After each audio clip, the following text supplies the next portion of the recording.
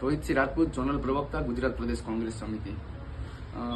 રામલલ્લાના પ્રાણ પ્રતિષ્ઠાને લઈને અયોધ્યામાં જે મહા અવસર થઈ રહી છે તે ઉજવણીમાં સૌ લોકો, દેશના અને રાજ્યના લોકો સહભાગી બની શકે તે માટે તારીખ 22ના સોમવારે રાજ્ય સરકાર અને કેન્દ્ર સરકારે તમામ સરકારી કચેરીઓ અને તમામ સરકારી સંસ્થાઓ અડધો દિવસ માટે બંધ, એટલે કે 2:30 વાગ્યા સુધી જાહેર રજાનો જે પરિપત્ર કર્યો છે.